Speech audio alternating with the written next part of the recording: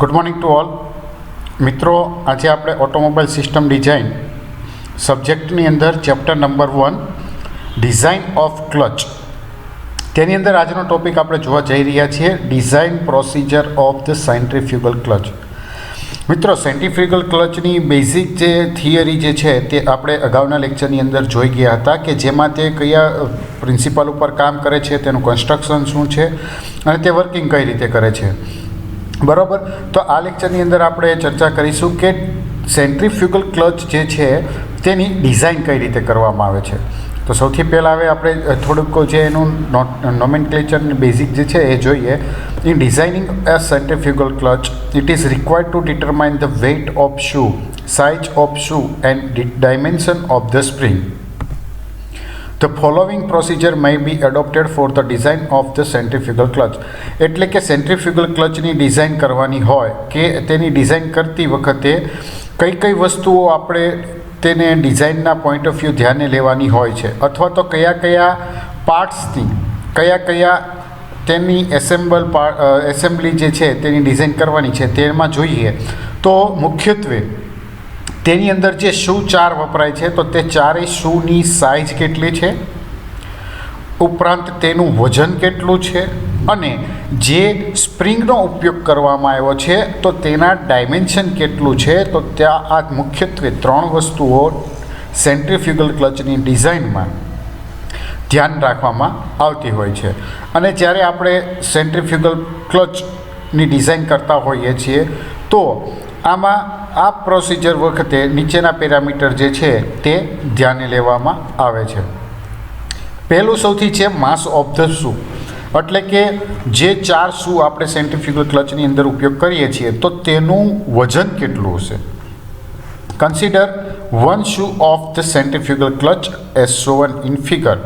એટલે કે એક આપણે જે નીચે ફિગર છે તેની અંદર સેન્ટ્રીફ્યુગલ ક્લચની અંદર એક પોર્શન લીધેલો છે કે જેની અંદર એક શૂ રાખવામાં આવેલું છે અને તેના કઈ રીતે કયા ભાગને કયું નોટિફિકેશન આપવામાં આવેલું છે તે એની અંદર ઓલરેડી દર્શાવેલું છે. Let m is equal to small m is equal to mass of the each shoe. એટલે કે ચારેય શૂ જે ઉપયોગ કરવામાં આવ્યો છે સેન્ટ્રીફ્યુગલ ક્લચની અંદર તો તેના માસને સ્મોલ m વડે દર્શાવવામાં આવે છે. Small n is equal to number of the shoe, એટલે કે સ્મોલ n જે છે તે કેટલા શૂ છે તેની સંખ્યા દર્શાવે છે. Small r is equal to distance of the centre of gravity of the shoe from the centre of the spider. એટલે કે જે ચારેય શૂ એકબીજાની સાથે જોડાયેલા છે તો તેના સેન્ટરથી જે શૂનું સેન્ટર જે છે તો આ બંને વચ્ચેનું ડિસ્ટન્સ કે જે તેની સેન્ટર ઓફ ગ્રેવિટીની મદદથી આપણે માપી શકીએ ધ્યાને લઈ અને મેઝર કરવાનું છે. તો તેને સ્મોલ r વડે દર્શાવવામાં આવેલું છે. Capital R is equal two inside radius of the pulley, એટલે કે પુલીની અંદરની radius. Capital N is equal two running speed of the pulley in RPM, એટલે કે જેટલા સ્પીડ ઉપર પુલી ફરે છે તેના RPMની અંદર કેટલા છે તો તેને કેપિટલ N વડે દર્શાવવામાં આવશે. Omega is equal to angular running speed of the pulley in radian પર સેકન્ડ. પુલીની એન્ગ્યુલર સ્પીડ જે છે તેને ઓમેગા વડે દર્શાવવામાં આવશે. આપણે અહીં પુલીની જગ્યાએ ફ્લાયવ્હીલ શબ્દ પણ ઉપયોગ કરી શકીએ છીએ, કેમ કે આપણે ઓટોમોબાઈલ વ્હીકલની અંદર જે સેન્ટ્રીફ્યુગલ ક્લચ હોય, કોન ક્લચ હોય કે પછી સિંગલ પ્લેટ ક્લચ હોય કે મલ્ટીપ્લેટ ક્લચ હોય, તો આ બધા જ પ્રકારના ક્લચ જે છે તે આપણે વ્હીલની ઉપર લગાવવામાં આવેલા હોય છે. તો આપણે અહીં જ્યારે પણ આવી રીતે પુલીનો શબ્દનો ઉપયોગ કરીએ છીએ તો ઘણી વખત એવો પ્રશ્ન થાય કે આપણે ઓટો વ્હીકલની અંદર ઉપયોગ કરતા નથી. તો આવા કિસ્સામાં પુલી જે શબ્દ છે તેની જગ્યાએ આપણે ફ્લાયવ્હીલ એસેમ્બલી જે છે તેનો ઉપયોગ કરેલો છે તે ધ્યાને રાખવાનો. Omega 1 is equal to angular speed at which the engagement being to take place. Omega 1 speed જે છે તે ક્લચને એન્ગેજમેન્ટ કર્યા પછી કેટલી એન્ગ્યુલર સ્પીડ છે તે દર્શાવે છે. And the mu is equal to coefficient of friction between the shoe and rim. જ્યારે મ્યુ જે છે તે ફ્લાયવ્હીલની રીમ અને શૂ આ બંને વચ્ચેનું ઘર્ષણ કેટલું છે, ફ્રિક્શન કેટલું છે, તો તેની વચ્ચેનું કોએફિશિયન્ટ ઓફ ફ્રિક્શન દર્શાવે છે. નેક્સ્ટ હવે આપણે આગળ જોઈએ તો અહીં ફિગર દર્શાવવામાં આવેલી છે કે જેની અંદર એક શૂ જે છે તે દર્શાવવામાં આવેલું છે કે જે સેન્ટરથી થીટા ડિગ્રીએ લોકેટ કરેલું છે અને બંને જે છેડા જે છે તેની વચ્ચેનો એંગલ થીટા છે. નીચેના તરફ જે ફોર્સ લાગે છે તેને સ્પ્રિંગ ફોર્સ કહેવામાં આવે છે. ઉપરની તરફ જે ફોર્સ લાગેલો છે તેને સેન્ટ્રીફ્યુગલ ફોર્સ કહેવામાં આવે છે. એટલા માટે એને પીસી વડે દર્શાવેલું છે, જ્યારે પીએસ જે છે તે સ્પ્રિંગ ફોર્સ છે. જ્યારે સેન્ટર ઓફ ગ્રેવિટી સુધીનું જે અંતર જે છે તે સ્મોલ આર રેડિયસ ઉપર લાગેલું છે અને આ જે કેપિટલ આર જે છે તે રીમની આપણે પુલીની અથવા તો રીમની રેડિયસ છે. બીજી વસ્તુ એ કે આ બંને જે લોડ જે છે પીએસ અને પીસી તો તેને રિઝલ્ટિંગ જે ફોર્સ છે તો તે એફ વડે પણ અહીં દર્શાવવામાં આવેલો છે. જે શું એક પોઈન્ટે લગાવેલું છે તો તે બંનેની વચ્ચેનો જે થીટા એંગલ છે તે જનરલી 30 ડિગ્રી જેટલો આપણે અહીં મેઝર કરી શકીએ છીએ ફિગર પ્રમાણે. તો હવે આપણે જોઈએ આગળ ડિઝાઇનની અંદર. We know that the centrifugal force acting on each shoe at the running speed, એટલે કે દરેક શૂ રનિંગ સ્પીડ દરમિયાન તેના ઉપર સેન્ટ્રીફ્યુગલ ફોર્સ લાગતો હોય છે, કારણ કે સેન્ટરથી કોઈ નિશ્ચિત ડિસ્ટન્સે માસ જે છે તે એટેચ કરવામાં આવેલું છે અને જ્યારે તે ફરતું હોય છે તો તેને પરિણામે તે તેના સેન્ટરથી દૂર થવાનો પ્રયત્ન કરે છે કે જે આપણે તેના વર્કિંગ પ્રિન્સિપલ વખતે જોઈ ગયા હતા. તો તે પ્રમાણે અહીં જોવા જઈએ તો સેન્ટ્રીફ્યુગલ ફોર્સને કારણે જે સેન્ટ્રીફ્યુગલ ફોર્સ અહીં જે પેદા થાય છે તો તેના માટેનું સૂત્ર છે PC = m × r × omega square અથવા તો m ઓમેગા સ્ક્વેર r તરીકે આપણે ઉપયોગ કરી શકીએ છીએ, કે જ્યાં m જે છે તે શૂનું માસ છે, ઓમેગા તેની એંગ્યુલર સ્પીડ છે, જ્યારે r જે છે તે ડિસ્ટન્સ, જે અહીં કેટલા ડિસ્ટન્સે સેન્ટ્રીફ્યુગલ ફોર્સ લાગે છે સેન્ટરથી તે દર્શાવવામાં આવેલું છે. Since the speed at which the engagement begins to take place is generally taken as 3/4 of the running speed, therefore the inward force on each shoe exerted by the spring is given by. એટલે કે જ્યારે angular speed ઉપર શૂ જે છે તે ફરતું હોય છે તો જ્યારે તેનું એંગેજમેન્ટ કરવામાં આવે છે તો તેની રનિંગ સ્પીડના 3/4 રનિંગ સ્પીડ દરમિયાન તેનું એંગેજમેન્ટ જે છે તે સામાન્ય રીતે જોવા મળતું હોય છે. તો એને કારણે જે ઇનવર્ડ ફોર્સ છે તે દરેક શૂ ઉપર કેટલો લાગે છે તો તેને આપણે સ્પ્રિંગ ફોર્સ વડે ઓળખવામાં આવે છે અને સ્પ્રિંગ ફોર્સની વેલ્યુ જે છે તે આ પ્રમાણે આપણને નીચે સૂત્ર પ્રમાણે મળે છે કે PS = m × ω1² × સ્મોલ r. અને આપણે ઉપર જોઈ ગયા કે ω1 જે છે તેની વેલ્યુ 3/4 ઓમેગા જેટલી છે, તો તે વેલ્યુ અહીં લખીએ તો PS = m × 3/4 ω² × r. તો 3નો સ્ક્વેર થશે 9, 4નો થશે 16 અને m ω² r જે છે તે આપણું જળવાઈ રહેશે. તો આ રીતે આપણને પીસી એટલે કે સેન્ટ્રીફ્યુગલ ફોર્સ દરેક શૂ ઉપર લાગતો હોય તો તેનું સૂત્ર અને સ્પ્રિંગ ફોર્સ કેટલું લાગે છે તો તેનું સૂત્ર આપણે અહીં જોઈ ગયા. નેટ આઉટવર્ડ રેડિયલ ફોર્સ અથવા તો centrifugal force with which the shoe presses against the rim at the running speed, એટલે કે બંને શૂ ઉપર જે સેન્ટ્રીફ્યુગલ ફોર્સ દરેક શૂ ઉપર સેન્ટ્રીફ્યુગલ ફોર્સ અને સ્પ્રિંગ ફોર્સ લાગે છે તો તેનો રેડિયલ ફોર્સ કે જોઈએ અથવા તો અહીં આપણે જોવા જઈએ તો સૂત્ર જે બને છે તેની બંનેની અંદર mr² છે કોમન છે, તો તેને આપણે centrifugal force net centrifugal force તરીકે પણ ઓળખીએ છીએ, કે જે જ્યારે સ્પ્રિંગ પ્રેશર રીમની વિરુદ્ધ અગેન્સ્ટમાં જ્યારે શૂ પ્રેસ થાય છે રનિંગ સ્પીડ દરમિયાન તો તે કેટલું હશે ફોર્સ તે હવે આપણે શોધીશું.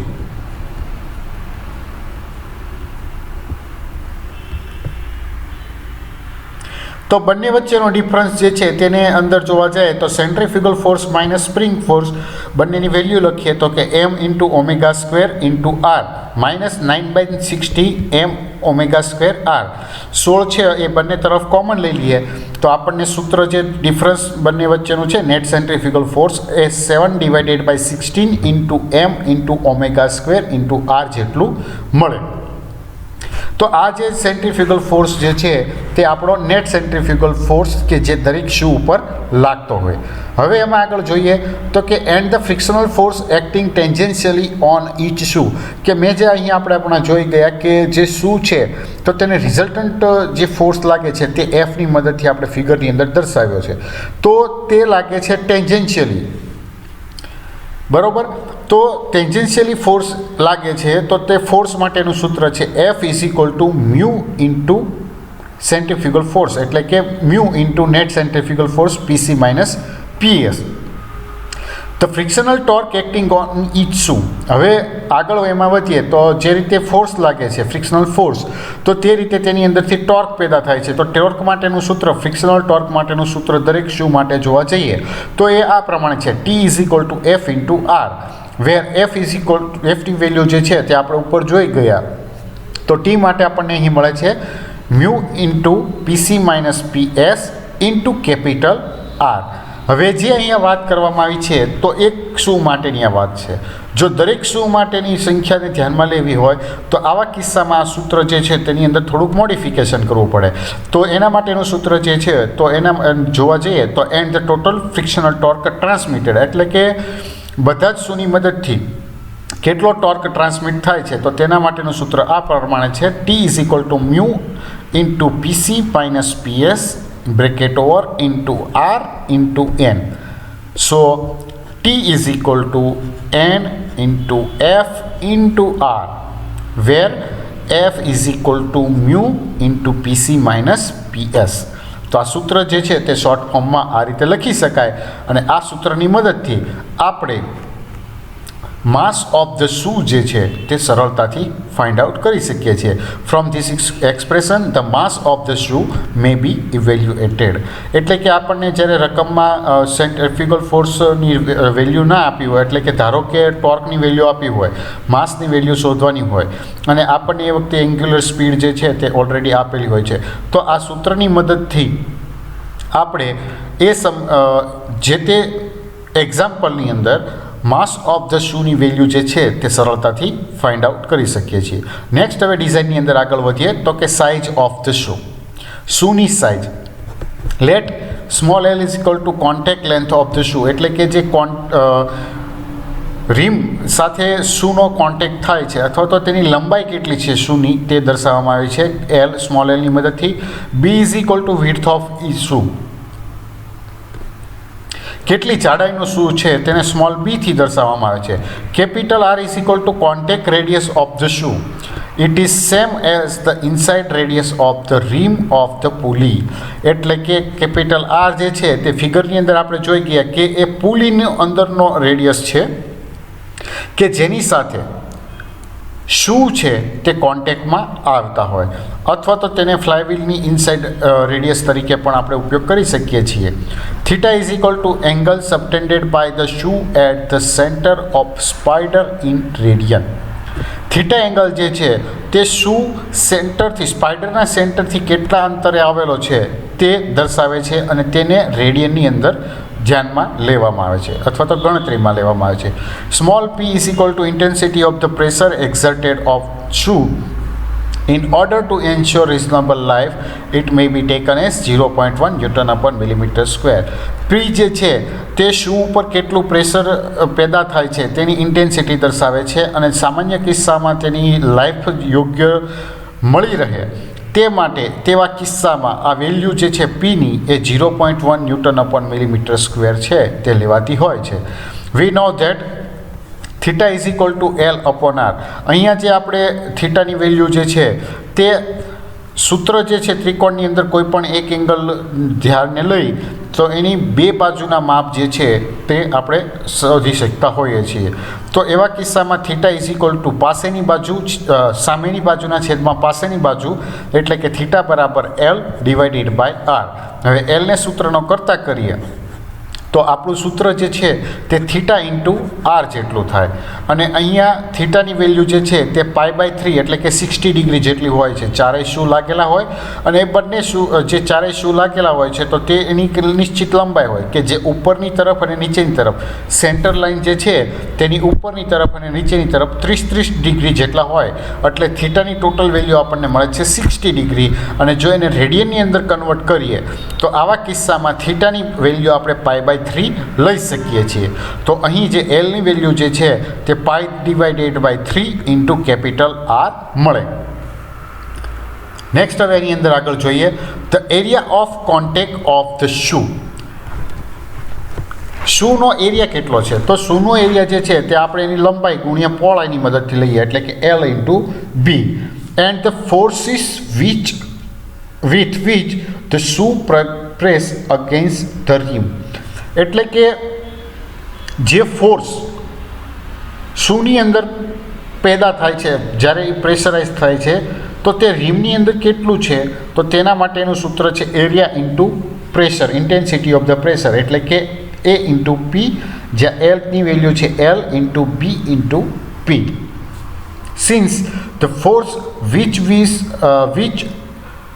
the shoe press against the rim at the running speed is PC minus PS, એટલે કે નેટ સેન્ટ્રીફ્યુગલ ફોર્સ જેટલો લાગે છે તો તે દરમિયાનની જે સ્પીડ છે તે વખતે કેટલો ફોર્સ શૂ પ્રેસ થતી વખતે લાગે છે તો તેને ધ્યાનમાં લેવામાં આવે તો તેના માટેનું સૂત્ર બને છે PC minus PS is equal to L into B into P. And from this expression the width of shoe may be obtained. અને આ જે સૂત્ર બન્યું નેટ સેન્ટ્રીફ્યુગલ ફોર્સ અને જે શૂની અંદર પ્રેશરને કારણે જે શૂના જે એરિયામાં પ્રેશર પેદા થાય છે ફોર્સ અને ફોર્સ જે પેદા થાય છે તે બંનેને જો સરખાવવામાં આવે તો આપણને સૂત્ર મળે છે PC minus PS is equal to L into B into P. અને આ જે સૂત્ર મળ્યું, આ જે સમીકરણ મળ્યું તો તેની મદદથી આપણે બીની વેલ્યુ જે છે તે સરળતાથી શોધી શકીએ છીએ. The dimension of the spring we have discuss about the load on spring is given by, એટલે કે આપણે અગાઉ જોઈ ગયા કે સ્પ્રિંગને ઉપર જે લોડ આવે છે તો તેના માટેનું સૂત્ર છે સ્પ્રિંગનું PS is equal two 9/16 into M into R into omega square.